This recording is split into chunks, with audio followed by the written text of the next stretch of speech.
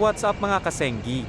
So today po tayo ay maglalakbay papunta ng syudad ng Maynila at ito na nga po sasakyan namin ay ang sikat na LRT natin or ang tinatawag na Light Rail Transit ng Pilipinas. Hali na muna at tayo ay sumakay.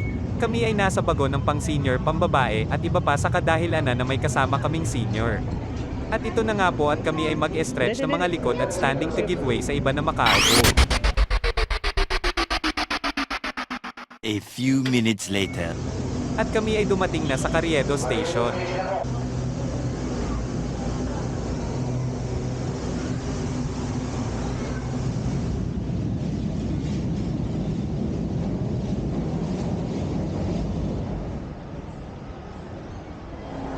Ang aming pinaka-mission ay mapuntahan ang isang bagong pasyalan dito sa Maynila pero gawa ng mainit-init pa kami muna ay naghanap ng matatambayan at kaya napagpasyahan namin na pumunta ng Quiapo Muslim Town at magtitingin-tingin rin si Mother doon o magwi-window shopping.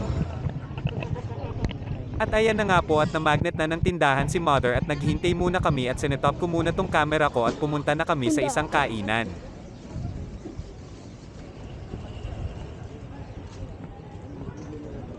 Biglang may lumapit sa akin na mama, akala ko agency na nagre-request ng aplikante at doon daw kami pumunta sa loob, akala ko kung ano yun pala ay may extension pala sila sa loob. Kami ay uminom muna ng shake at ako naman ay lassi which isang yogurt drink ng India or Pakistan. At nang bumaba na ang sikat ng araw at nakapagpalamig na rin kami. Kami ay naglakbay na ulit papunta sa aming mission at ito na nga po at pinag-alay lakad ko na rin ang mga kasama ko, hehe, exercise na rin para sa amin. At kita nyo naman ang ganda ng tanawin. Nagbago ata ang boses ko. Makikita ang mga tulay ng Binondo Intramuros Bridge at Jones Bridge ng Maynila mula dito sa MacArthur Bridge. Medyo nakakatakot lang dumaan dito sa dinaanan namin dahil mababa ang railings ng tulay at nadaanan na rin namin ang post office ng Maynila na makakailan lang ay nasunog. At ito na nga katabi ng post office ng Maynila ay ang bagong pasyalan dito. Ang Esplanade Pasig. Huwag po kayo malito sapagkat ako ay nalito rin, akala ko sa Pasig City banda ang lugar na ito pero hindi.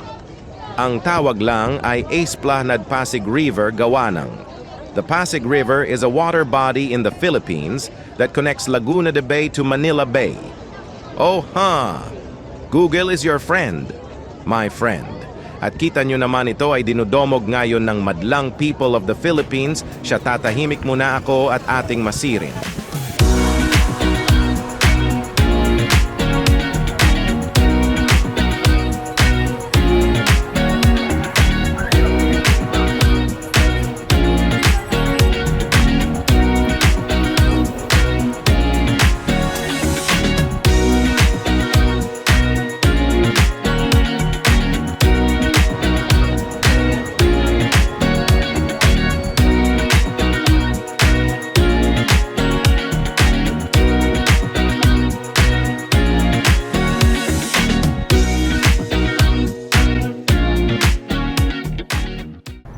Esplanade or Esplanade. Kayo na po ang bahala pero as per Google at karamihan, ang pronunciation ay Pasig River Esplanade. Na Pasig River Esplanade. The Pasig River Esplanade. Pasig River Esplanade. Weekend kami pumunta kaya expected na madami talagang tao. Napakaganda po dito. Pagpatakip silim na kung ay papa, andarin na rin nila ang mga ilaw-ilaw dito.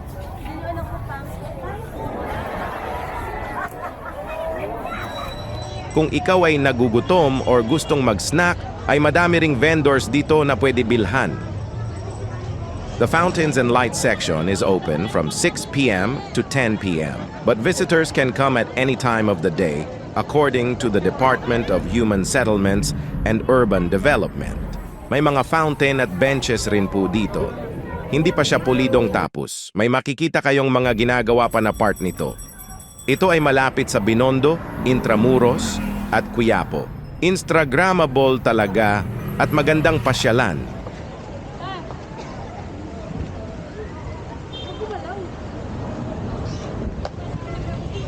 At yun na nga po, napagod na ang mga kasama ko sa kalalakad, kaya kami ay nagpasyang umuwi na at nagpasundo na dito sa may Chinatown Arch ng Binondo. Hanggang sa muli mga kasengye. Salamat.